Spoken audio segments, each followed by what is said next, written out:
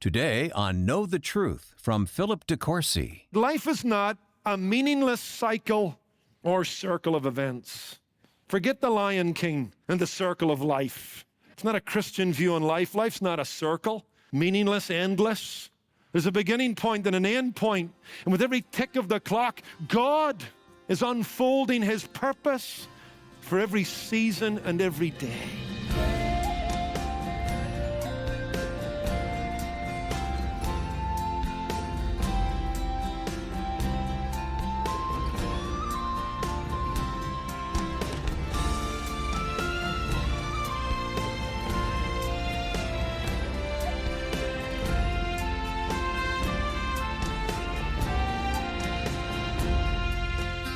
Are you feeling overwhelmed by life's unpredictable twists and turns? Today on Know the Truth, Philip de Courcy uncovers how God's perfect timing shapes our lives, from the joys of birth to the challenges of loss. We're learning to find peace and purpose in every season, knowing that the Master of Time holds our future in His hands. It's a message titled It's About Time, and you'll find the series of the same name online at ktt.org.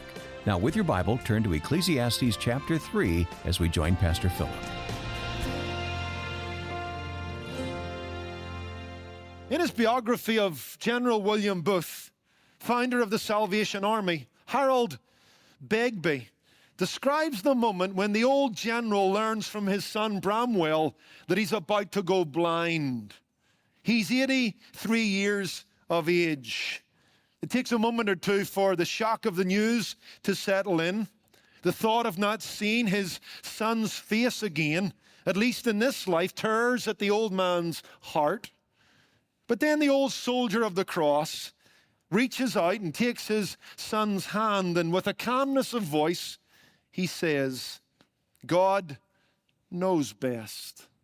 Then after a further moment of pause and reflection, General Booth says this, Bramwell, I have done what I could for God and the people with my eyes.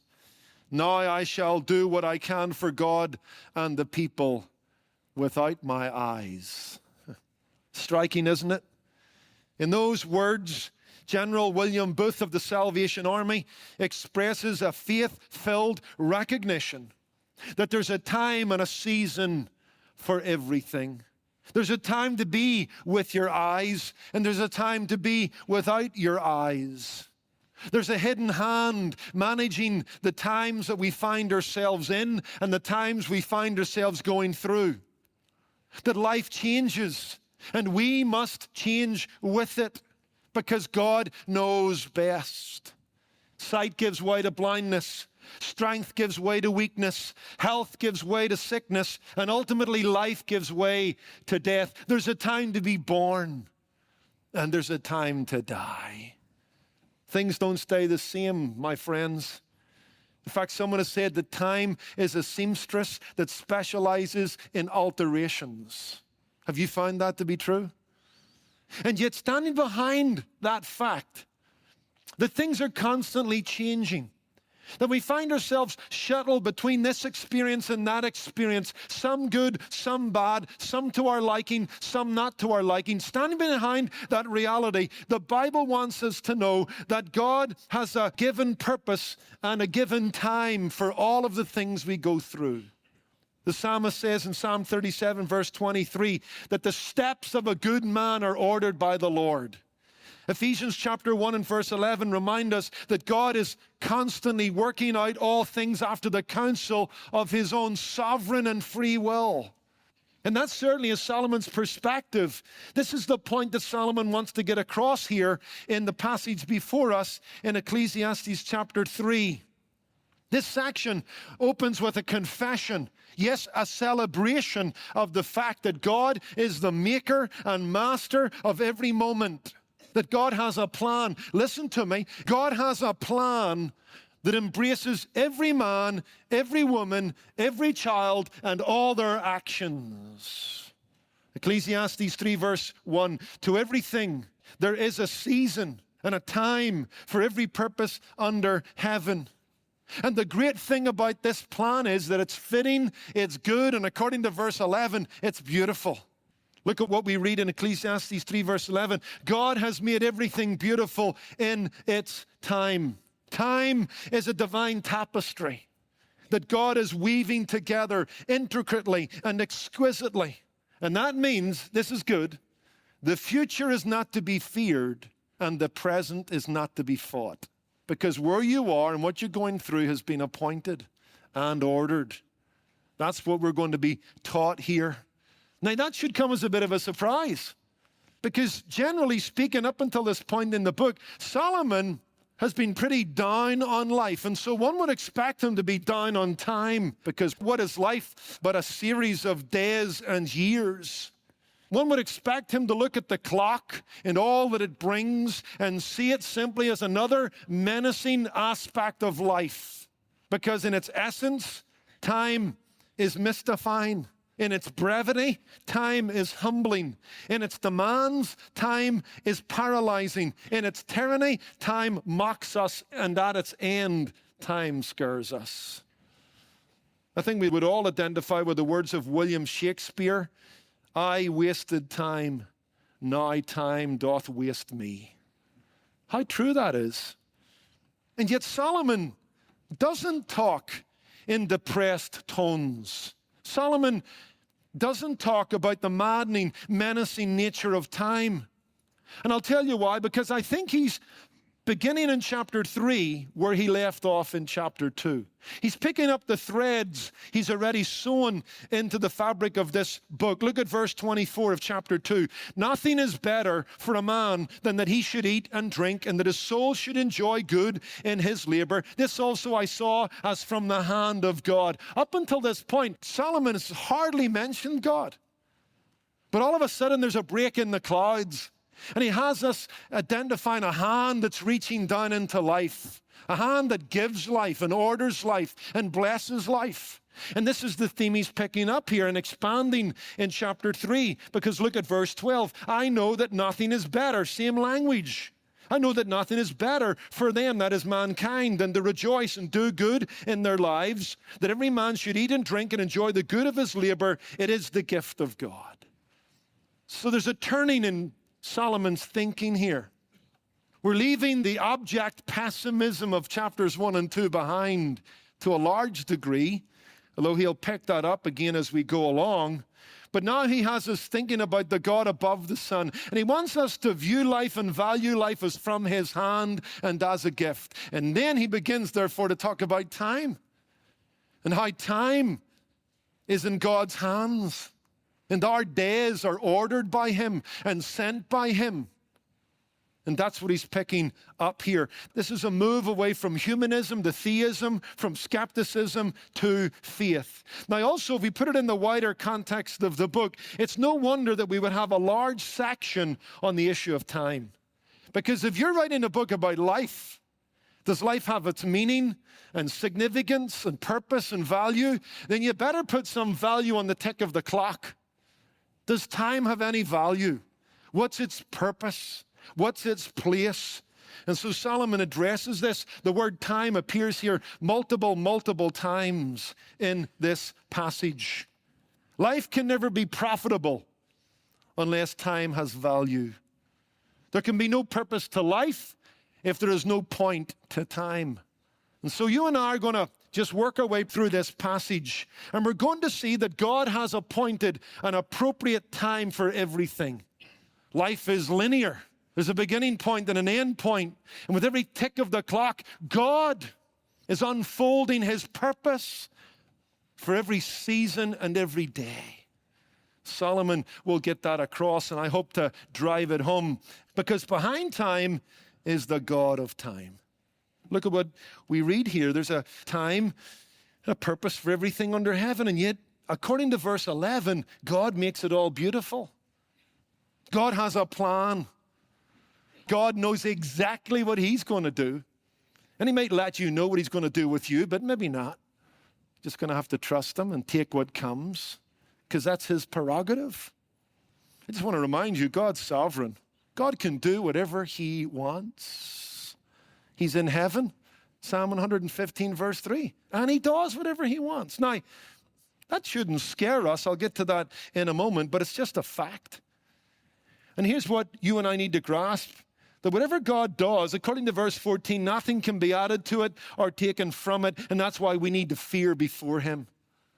We need to leave things in God's hands. Stop taking them out of his hands. Stop taking them into our own hands. Man's lot is to enjoy what God has ordered and receive the portion that God appoints. Now, I'm going to jump ahead of myself here, but I like to make pastoral, practical applications in my expositions and exegesis. What does this mean right now? And we'll get to this more fully before we're done. It requires submission. You're just going to have to submit to that reality. You're not God. You never will be, regardless of what Shirley MacLaine tells you. You know what? There is one God, and he orders life in the times that we find ourselves in. And you and I need to recognize that, and we need to adjust our attitude to that. You can bemoan the lot in life that you find yourself in all day long, and you can make other people miserable with you, but that won't change a thing. And since you can't change that, you must change in your attitude towards that and the God who orders it. It's imperative that you and I realize that fact. Charles Swindoll says this. I came across this in a book I just finished this week on the history of Dallas Theological Seminary. Charles pastored effectively here in our community, just in Fullerton, and then he went on to be the president of Dallas Seminary and pastors Stonebriar Church in Texas. He says this: the longer I live, the more I realize the impact of attitudes on life. Attitude to me is more important than facts. We cannot change our past. We cannot change the fact that people will act in a certain way. We cannot change the inevitable. The only thing we can do is play on the one string we have, and that is attitude. I'm convinced that life is 10% what happens to me, 90% how I react to what happens to me. That's true. And Solomon would have us realize that God's ways are eternal, perfect, full, immutable, and what God's going to do in our life and around our life, you can't add to it or take away from it. And wake up to that reality and embrace it with joy, because where we cannot trace the hand of God, we can trust the heart of God, says Spurgeon. So let's look at this passage. There's three perspectives: the blending of time, verses 1 through 8, the sending of time, verses 9 through 15, and the ending of time, verses 16 through 22. Let's begin to look at verses 1 through 8. What I call the blending of time. This section begins with a bold declaration that whatever comes in life, God has purposed and planned it. God has left nothing to chance. There's something to what is happening in every season in our life. There's a purpose to everything under the sun. Everything in nature and life is fixed and under a divinely designed scheme. There is a marked orderliness to life. There is a marked purpose to history. And Solomon wants us to see that the genesis of life is in the divine will, that which God has appointed. Life may be a series of contradictions to us, a series of contrasts to us. It may be, on a given day, a jumbled mess to us. But from where God sits, there is a time and a season to it all, and a purpose behind it and beneath it. That's why Corrie ten Boom so rightly said, there's no panic in heaven, only plans. Glad of that, aren't you? So let's look at verse 1 quickly and then begin to look at the succeeding verses. Note that every activity, everything, every willful action of man has its proper time and its proper duration. There's a time and there's a season mentioned in this passage. I think the word time means point in time. There's a point at which something begins. It may be birth, it may be death. May be loss, it may be gain, but there'll come a point in time where something will happen. And then there will be a season to that, and there'll be a duration to that. And we're to be reminded of the fact that there's purpose behind it. There's a sovereign hand superintending it all. The mundane, momentary, multitudinous details of our lives is part of a bigger scheme that can't fit into our tiny little pea brains. But by faith we take it. that in the end everything is made beautiful. That means that there's no throwaway moments, no unimportant wasted days, no cold facts, no meaningless events in the life of a Christian. That's why we can throw back the curtains in the morning and quote Psalm 118, verse 24. This is the day that the Lord has made. I will rejoice and be glad in it. Because whatever happens during the time and duration of this day and the day to follow it and the week that makes it up, there's a purpose behind it. And God will make it all beautiful in His time. There's a tapestry being woven across the loom of history. And a sovereign hand that does it. Now, what follows that fact? And you got to bear that in mind. That's the umbrella under which the rest of these verses find themselves. What follows is a beautiful poetic description of life in all its variableness. And it's important that you and I see that what we have here in verses 2 through 8 is a blending of what God sends our way. Grammatically, what we have here is a merismus in the Hebrew grammar. Because you'll see this is a poem. There's design to the structure of this. And that's important. This is a linguistic device that's used to set opposites in opposition to each other. It's a way of expressing something and everything that happens beyond it and between it. That's why we talk about north and south, and we talk about heaven and hell and everything in between, and that's what you have here. Listen to Ian Provan in his commentary on Ecclesiastes. The totality of things is also implied by the fact that our list of extremes compromises 28 items and 14 pairs, multiples of 7, the number symbolizing completion. And we'll go no further than that, but just notice there's a beautiful design to this poem. And it's purposeful in that it's kind of summarizing life by using a merismus. These statements take us on a tour de force of life's topography. We've got an observation of life's routine and rhythm. We will be shuttled between all these events. Life will be lived between birth and death. Life will involve loss and gain, mourning and dancing. That's the point. It's a summary. It's a sampling. It's not a statement about everything that possibly can happen, but a summary of it. And it's important because sometimes this passage is presented by preachers and writers as kind of, look, there's a time for everything and a purpose to that time. Therefore, you need discernment. You need to work out when that time is, and you need to be ready for it. You don't want to miss the boat. And so the onus is on your action, being ready for that pregnant moment. I think that's to turn the passage on its head. The emphasis in this passage is not on what man does, but what God does. He'll make everything beautiful in its time. It's not so much that these are things that you and I will do. These are things that you and I will find ourselves in. Situations that we will land in at a time not of our choosing. That's the whole point. Did you choose the day you were born? Will you choose the day you die? No, that's the whole point here. You know, a husband doesn't say to his wife who wakens him at 3 a.m. to announce that her waters have broken and it's time to go. He doesn't say, could you hold it in? Because there's a time and a season. And God has appointed the day of our birth, and God has appointed the day of our death. And life will be lived between those 2 points. For some of us, it may be short. For some of us, it may be long. But you don't get to decide that. So by the way, after you've run your 5-mile jog to make sure you're healthy, eat a bowl of ice cream, because in the end, you'll not determine fully all that happens to you. That's the point of this passage.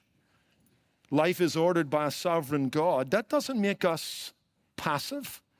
It doesn't mean that we shouldn't exercise our will, but He often superintends His will over our will. Sometimes He'll incorporate our will into His purposes, and at other times He'll set them aside. That's His prerogative. He appoints the time and the season to all the purposes and human actions. Time to be born and time to die.